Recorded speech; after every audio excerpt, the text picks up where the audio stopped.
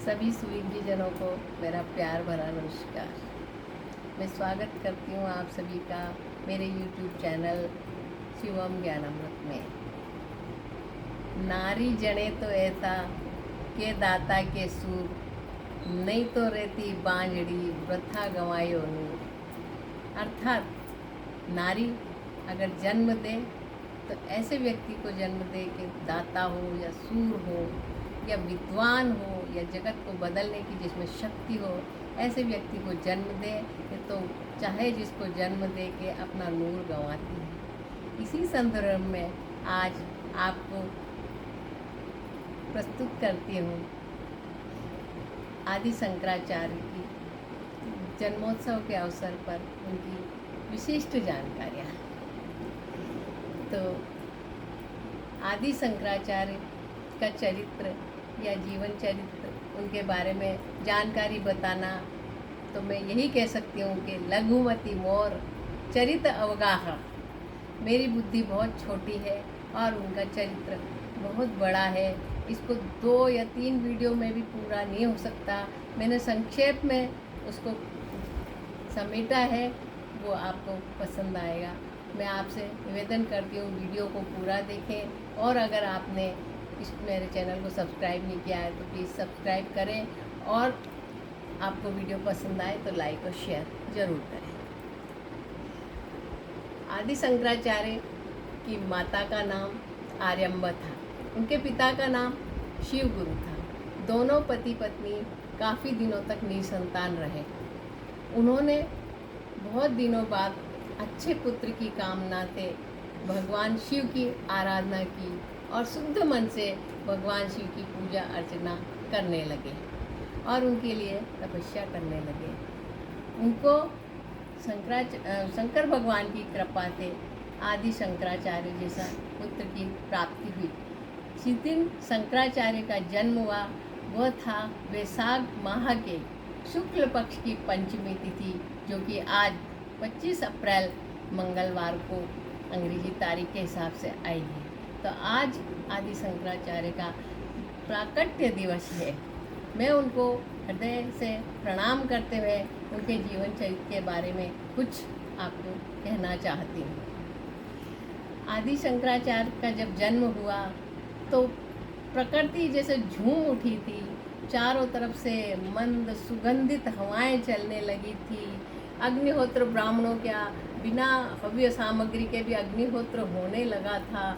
चारों दिशाओं में प्रकृति फल फूलों से लग गई थी और सूर्य का प्रकाश इतना सुंदर लग रहा था, सुनहरा लग रहा था। पृथ्वी जो है बहुत ज़्यादा उमंग से भरी हुई थी। इन्हीं स्थितियों में भगवान शंकर का जन्म हुआ। माता आर्यम्बा प्रसन्न हुई और उनका नामकरण संस्कार हुआ। सम मतलब सभी को सुख देने वाले होने के कारण और भगवान शंकर की कृपा से प्राप्त होने के कारण उनके पिता ने उनका नाम शंकर रखा। जैसा नाम था वैसे ही वो थे। 2 साल की उम्र में उन्होंने सारे वेद उपनिषदों का ज्ञान प्राप्त कर लिया और 3 साल की उम्र में उनका उपनयन संस्कार कर दिया। दक्षिण भारत के केरल में पेरियार केलाडी नाम के गांव में इनका जन्म हुआ था। वहाँ पे पेरियार नाम की नदी थी। ये माता से जिद करने लगे कि माता, में संसार में दुख है और मैं संन्यास लेना चाहता हूँ। माता ने कहा कि इतनी सी उम्र में संन्यास लेने की बात सुन के माता को बड़ा बुरा लगा। माता ने कहा कि मैं आज्ञा नहीं दे सकती, क्या तेरे अंदर मातृ प्रेम नहीं है? पुत्र ने कहा, विचार करने लगे कि माता मुझे आज्ञा नहीं देगी और जब तक आज्ञा नहीं देगी मैं संन्यास ग्रहण कैसे कर सकता हूँ माता की आज्ञा बिना। तो उन्होंने शंकराचार्य ने एक लीला रची और वो पेरियार नदी के वहाँ गए माता को लेकर और माता से कहा चलो। उन्होंने नदी में जाके और स्नान के लिए रखा ही था पाँव कि उनका पाँव कोई खींचने लगा। तो बोले माता, वो धूजने लगे और बोले माता मुझे कोई खींच रहा अंदर की तरफ, मैं अब नहीं रुक पाऊँगा। माता घबराई, चिल्लाने लगी ज़ोर ज़ोर से। तो उधर से एक व्यक्ति था, उसने बोला इस बच्चे के पाँव को मगरमच्छ ने पकड़ लिया और ये इसे ग्रस लेगा। तो भगवान शंकर ने कहा कि माता, एक तरकीब है जिससे मेरा जीवन बच सकता है। बोले बोलो। बोले कि ये घड़ियाल मुझे छोड़ देगा अगर आप मुझे संन्यास की आज्ञा दे दें। माता ने कहा ठीक है, तुम्हारा जीवन बचे इसलिए संन्यास की आज्ञा दे दूंगी, पर एक मैं आपसे निवेदन करती हूँ, शर्त रखती हूँ। बोले बोलो माता।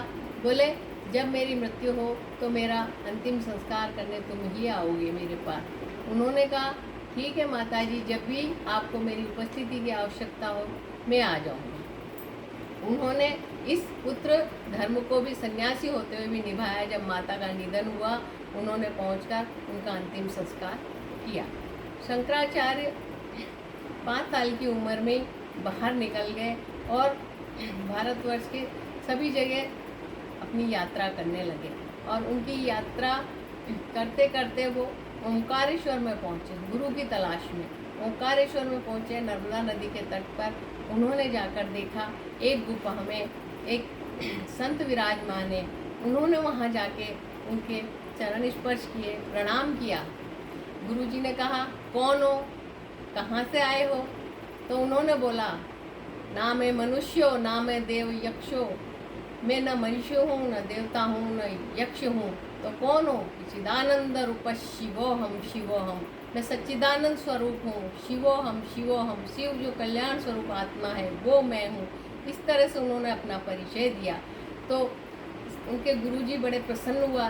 बोले कि मैं आपके उत्तर से बहुत प्रसन्न हूँ कि आपने इतना अच्छा उपनिषद का ज्ञान इतनी सी उम्र में कैसे प्राप्त कर लिया। मैं तुम्हें अपना शिष्य बनाऊंगा।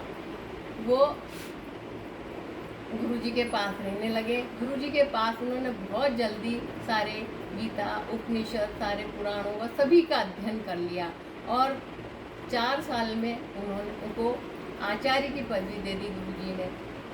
गुरुजी ने उनको शंकराचार्य बोला, शंकराचार्य आचार्य की पदवी दे दी और तभी से वो शंकराचार्य कहलाए।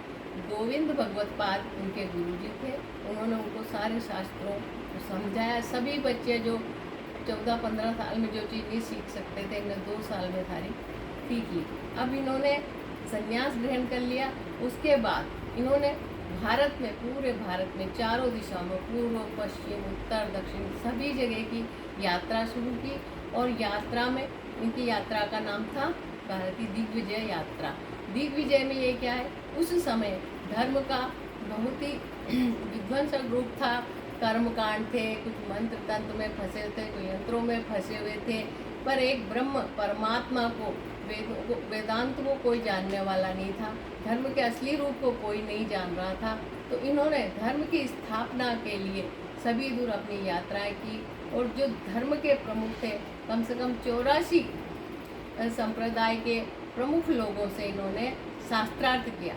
शास्त्रार्थ करने का उद्देश्य इनका ये नहीं था कि भाई किसी को हराना। शास्त्रार्थ करने का उद्देश्य था कि सनातन धर्म की स्थापना की जाए और फैले हुए बिना काम के कर्म कांड को धर्म से अलग किया जाए और सभी को सांख्य योग का, दर्शन का ज्ञान कराया जाए। इसलिए वो सभी से जाते और शास्त्रार्थ करते थे। और शास्त्रार्थ में वे सभी को हरा कर और सभी को ज्ञान का उपदेश देके और आगे बढ़ जाते थे। एक प्रमुख व्यक्ति में मंडन मिश्र नाम के थे। उन्होंने भी इनसे शास्त्रार्थ किया। शास्त्रार्थ करने लगे दोनों। तो इनके शास्त्रार्थ के लिए बीच में कि अपना साक्षी जो है, उनकी पत्नी, मंडन मिश्र की पत्नी अभय रुचि थी, उनको कहा कि आप हमारे जो दोनों के शास्त्रार्थ की आप जो है साक्षी होंगी और कौन जीतता है कौन हारता है ये आप इसका प्रमाणिकता सिद्ध करेंगी। दोनों बैठते हैं और वो मंडन मिश्र उनसे पूछते हैं कि तुम वो जो है वेदों की बात नहीं करते हो, वेदों से ही तो धर्म है, आदमी कर्म करता है तभी फिर कर्मों का फल पाता है और बाद में वो मोक्ष को प्राप्त करता है। धर्म के, वेदों के अनुसार ही सब काम होता है और तुम तो वेदांत की बात करते हो, ये तो बाद में आए, हम कैसे मान लें। तो वो बोलते हैं कि वेदांत ही है जो कि इंद्रियां आप बात करते हो, कर्म तो इंद्रियों से होते हैं, तो इंद्रियां जहाँ पहुँच नहीं पाती है, मन जहाँ पहुँच नहीं पाता है, वही जो है परमात्मा है, और जीव और परमात्मा एक ही है। फिर ये कहते हैं मंडन मिश्र के जीव और परमात्मा एक कैसे हो सकते हैं, तो वो प्रामाणिक जानकारी उपनिषदों की देते हैं, वेदों के वेदांत की देते हैं, सांख्य योग की देते हैं। और मंडन मिश्र को तुम 5-7 दिन तक उनका शास्त्रार्थ चलता रहा, और वो मंडन मिश्र घबरा के बोलते हैं कि मैं अपनी हार स्वीकार करता हूँ और मैं संन्यास ग्रहण कर लेता हूँ। इनकी यही शर्त थी। शंकराचार्य ने कहा कि अगर मैं निरुत्तर हो गया तो मैं संन्यास छोड़ दूंगा और आपका भक्त बन जाऊंगा, और अगर आप हो गए तो आप संन्यास ग्रहण कर लेना। मंडन मिश्र कहने लगे कि मैं आपका शिष्य बन जाता हूँ, और मैंने हार स्वीकार कर ली। मंडन मिश्र की पत्नी बोली कि नहीं, मैं इनकी अर्धांगिनी हूँ, और जब तक आप मेरे से शास्त्रार्थ नहीं करेंगे तब तक मैं इनको गृहस्थ जीवन से मुक्त नहीं करूँगी, सन्यासी नहीं बनने दूँगी।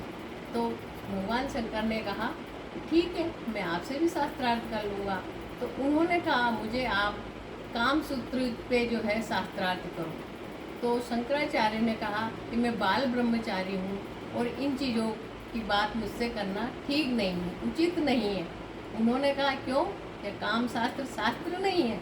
जब आप इतने बड़े बनते हो और आपको उसका ज्ञान नहीं है, तो फिर आप अपनी हार स्वीकार कर लीजिए। अब मंडन मिश्र ने भी कहा कि देवी तुम ये क्या बात कर रही हो? संतों को और जो बाल ब्रह्मचारी हो उनको काम की बात करना और विचार करना भी उचित नहीं है, और आप ऐसे प्रश्न क्यों करती हो? वो कहती नहीं, मेरे जब तक प्रश्नों के जवाब नहीं देंगे, मेरे शास्त्रार्थ नहीं करेंगे, तब तक मैं इनको जाने नहीं दूंगी। तो उन्होंने कहा भगवान शंकर ने कि ठीक है, मैं तुमसे शास्त्रार्थ करने को भी तैयार हूँ, पर देवी मुझे 1 महीने का समय दीजिए। उन्होंने कहा ठीक है। अब ये निकल गए, जाके और जंगल में गए। जंगल में एक रूप नाम के राजा थे, वो उनका शरीर छूट गया था और जंगल में पड़े हुए थे, किसी को पता नहीं था।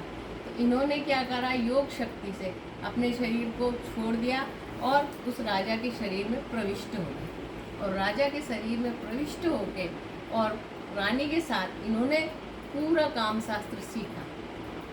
1 महीने तक इन्होंने राजा और रानी साथ में रहे, उनके शरीर में प्रविष्ट होकर सारा काम शास्त्र सीखा, और आकर मंडन मिश्र की पत्नी को काम शास्त्र में शास्त्रार्थ किया और उसको निरुत्तर कर दिया। फिर वो और दोनों ने संन्यास ग्रहण कर लिया, इनके शिष्य बन गए। इस तरह से इन्होंने सभी से शास्त्रार्थ करके और वेदांत की, उपनिषदों की स्थापना की, धर्म की रक्षा करी, और अपने जीवन को और सभी लोगों के जीवन को धन्य बनाया। 4 जगहों पर इन्हें भारत को जोड़ने के लिए मठों की स्थापना करी। श्रृंगेरी मठ है, जोशी मठ है। जोशी मठ में आपने कई दिनों तक तपस्या करी, जहाँ पे बद्रीनाथ है। तो इन्होंने अलकनंदा नदी के पास में अपनी तपस्या करी, वहाँ पे इनको भगवान विष्णु की मूर्ति मिली नदी में, उसकी स्थापना करके इन्होंने बद्रीनाथ धाम की स्थापना करी, जो कि आज 4 धामों में एक प्रमुख धाम है। और इसके बाद ये अपने ज्ञान का प्रचार करते हुए चारों जगह पे 4 शंकराचार्यों की इन्होंने नियुक्ति करी, जो कि पूरे भारतवर्ष में अपने अपने क्षेत्र में ज्ञान का प्रचार प्रसार करें, और जो फालतू के जो धर्म में कुंठाएँ आ गई, धर्म में जो विकृति आ गई, उसको रोके। इन्होंने फिर आके केदारनाथ में आए। केदारनाथ में आए और इनकी उम्र 32 साल की उम्र होने वाली थी, और ये आके और इन्होंने जाके समाधि ली। तो सभी संत, इनके जो भक्त थे, इनके जो भी शिष्य थे, वो बड़े परेशान होने लगे कि कुछ बोलते नहीं, चालते नहीं। तो उन्होंने बोला कि अब मेरा समय हो गया, मेरे को जो काम करना था मैंने कर दिया, अब मैं स्वरूप में स्थित होता हूँ। तो वो समाधि में लीन हुए, और केदारनाथ में ईस्वी 788 में उनका जन्म हुआ था, और ईस्वी 820 में वो अंतर ध्यान हो गए, और मात्र 32 साल की उम्र में उन्होंने धर्म की स्थापना करी, पूरे भारतवर्ष को जोड़ दिया। ऐसे संत शिरोमणि को मन से नमन और मन से, हृदय से प्रणाम। इस जीवनचर्या की वृत्तांत से हमें शिक्षा मिलती है कि आज हम राम जैसे पुत्र चाहते हैं, हम शंकराचार्य जैसे पुत्र चाहते हैं, तो हमें माताओं को शिक्षा देना होगा। कौशल्या जैसी माताओं की आवश्यकता है, आर्यम्बा जैसी माताओं की आवश्यकता है। माताओं को शिक्षित किया जाए, माताओं को कहा जाए तपश्चर्या के द्वारा इतने अच्छे पुत्रों को जन्म दिया जा सकता है जो संसार में और सभी को सुख दे सके और संसार के दुखों का निवारण कर सके। आपको वीडियो अच्छा लगा हो, जानकारी अच्छी लगी हो तो कृपया शेयर करें, लाइक करें। धन्यवाद।